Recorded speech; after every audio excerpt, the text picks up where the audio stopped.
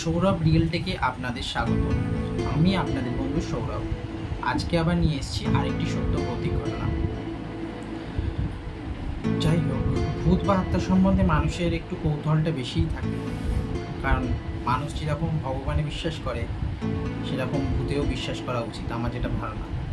আপনাদের ধারণা অন্যরকম হতে পারে, কারণ ভয়ও যেখানে ভয় থাকাটাও মানুষের প্রতি দরকার। তাই এইসব জানান দেওয়ার জন্য মাঝে মাঝে এইসব আত্মারা জানান দেওয়ার জন্য আসে এবং বলে যে আমরা আছি। যাই হোক, আজকের গল্পটা আমার একটা বন্ধুর গল্প, তার জীবনের সত্য ঘটনা, যেটা আপনাদের সামনে তুলে ধরছি। গল্পটার নাম দেখে আগেই বুঝতে পেরেছেন গল্পটিতে কী হতে চলেছে। চলুন শুরু করা যাক। আমার বন্ধু তার বন্ধুদের সঙ্গে মিলে, তখনকার দিনের ইয়ং ছেলেরা বুঝতেই পারছে যে প্ল্যান চিট করবো ভাব। তখন একটা সময় রব উঠেছিল, অনেকেই জানেন, আজ থেকে 10-15 বছর আগে প্ল্যান চিট করার জন্য মানুষ যে কী ভূত, কী জিনিস, ভূত দেখবো, প্ল্যান চিট করে ডাকবো, এইরকম একটা ভাবনা জন্মেছিল। এটা অনেকেই জানেন না, আগেকার একটা টাইমে এসেছিলো যে সবাই এটাই করছিল, বা কোথায় আছে সেটা দেখার চেষ্টা করবো, তার জন্য বিভিন্ন রকম চ্যানেলে, টিভিতে, মানে সেই সময় একদম হই হই ব্যাপার। সেই সময় তারাও প্ল্যান চিটের ধারণা করেছিল, কিন্তু তাদের কাছে তো কোনো বোর্ড ছিল না, কিছু ছিল। তার আর কি চলে, রাত্রিবেলা একদিন ছাদের মধ্যে বসে আছে, তার এক বন্ধুর বাড়ি, ছাদে বসে তারা 4-5 জন বসে বলছে যে প্ল্যান চিট আজকে করবই বলে তারা ইয়ার্কি করতে থাকে। কিন্তু যে ইয়ার্কি যে সত্যি হয়ে যাবে এটা তারা ভাবতে পারে। এই ইয়ার্কি করতে করতে হঠাৎ করে তাদের মধ্যে একজনের মধ্যে একটা অন্যরকম সায়েন্টিফিক, মানে শারীরিক পরিবর্তন লক্ষ্য করা যায়। তাদের মধ্যে তারা রীতিমতন একটা মোমবাতি নিয়ে জেলে বসে যে আজকে প্ল্যান চেট করবো, কিন্তু তাদের কাছে কোনো বোর্ড ছিল না। তারা এমনি নিজেরাই মাটিতে হাত দিয়ে যেরকম ইয়ার্কির ছলে ডাকতে থাকে যে যেখানে থাকো চলে এসো, যেখানে থাকো চলে এসো। এরকম করতে করতে ইয়ার্কিটাই সত্যি হয়ে যায়।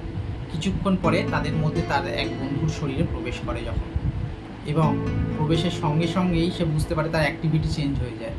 সে অন্যরকম চোখ লাল এবং অন্যরকম ভাষা কথা বলতে থাকে, এবং তাদের যে ইয়ার্কিটা তাদের ওপর যে ভারী পড়বে সেটা তারা সেদিনকে বুঝতে পারেনি। তাদেরই এক বন্ধুর শরীরে সেটা প্রবেশ করে গিয়েছিল, এবং প্রবেশ করার পরে এক বিভৎস অবস্থা হয়েছিল। তারপর তো চারদিকে সবাই মিলে তো ভয়, হতকম্প অবস্থা, যে কী হবে একটা ভাব। যাই হোক, ওরকম হওয়ার পরে তারপরে ছাদের লাইট জ্বালিয়ে দেয়, আরও সবাই এসে যায় মুখে চোখে জল দিতে। যে ছেলেটির মধ্যে ওরকম হচ্ছিল আভাবটা, সেটা কিছু সাময়িক সময়ের জন্য ঠিক হয়ে যায়, ভাবে ঠিক হয়ে গেছে, কিন্তু এটা ঠিক হয়নি। আসলে সেদিনকে তারা যে ইয়ার্কির ছলে ডেকেছিল, সেই আত্মাটা রয়ে গেছিলো, সেটা আজও আছে এবং চিরন্তন। এবং এই গল্পটার মধ্যে জানেন, যে ছেলেটার মধ্যে সেদিন প্ল্যানচিটের মধ্যে যে আত্মা প্রবেশ করেছিল, সে যেতে পারেনি। সেই ছেলেটা আজ আর জীবিত নেই, সে মারা গেছে। এটা গল্প বলা নয়, এটি সত্য ঘটনা, যা গল্পের থেকেও অনেক বেশি গুরুত্বপূর্ণ। আমরা সব কিছুকে গল্প বলে হেসে উড়িয়ে দিই, ভাবি কোথা থেকে উড়ন্ত গল্প নিয়ে এসে বলা হচ্ছে, কিন্তু তা নয়। এগুলো সত্য ঘটনাকে তুলে ধরাই আমাদের মূল উদ্দেশ্য। আর আমার বন্ধুটির কথা বলি। আমার বন্ধুটি তারপরে প্রায় শরীর ভালোই খারাপ হয়ে গিয়েছিল, মানে তার বিভিন্ন রকম ঘুমোতে পারছে না, স্বপ্ন দেখছে, দুঃস্বপ্নে ভাসছে। তার বাড়ির লোক বিভিন্ন রকম ঠাকুরের কাছে, দেবতার কাছে জল টল দিয়ে, তাবিজ পরিয়ে তাকে ঠিক করেছিল।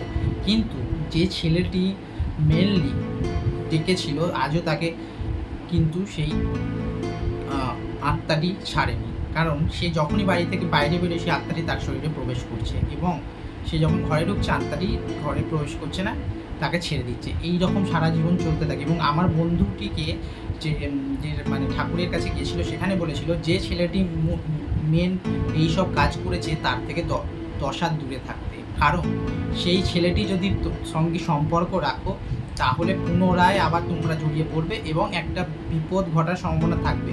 তারপরে আমার বন্ধু আর কারোর সাথে রিলেশান রাখেনি, এবং তাই থেকে অনেক দূরে এড়িয়ে চলতে আজ তো অনেক বছর হয়ে গেছে। কিন্তু সে তার ঘটনাটি আমাকে শেয়ার করেছিল, তাই আমি আপনাদের তুলে ধরলাম। কিন্তু কিছু সত্য ঘটনা মধ্যে কোনো ট্র্যাজেডি থাকে না, কিন্তু সেটা সত্যি মেনে নিতে হয়। তার মধ্যে ভয়, এবং যে সামনে পড়ে সেই মুহূর্তের মধ্যে সে বুঝতে পারে যে এর মধ্যে কতটা ভয় রয়েছে। আজকের ঘটনা এইটুকুই। ভালো লাগলে লাইক এবং সাবস্ক্রাইব করে দেবেন। এবং আপনাদের যদি কোনো গল্প থাকে আমাকে স্ক্রিনে দেওয়া হোয়াটসঅ্যাপ নাম্বারে পাঠাতে পারেন। এছাড়া আমার ডেসক্রিপশন বক্সে দেওয়া ইমেল আইডি দিয়েও পাঠাতে পারেন। আজ এই পর্যন্তই। ভালো থাকবেন, সুস্থ থাকবেন। নমস্কার।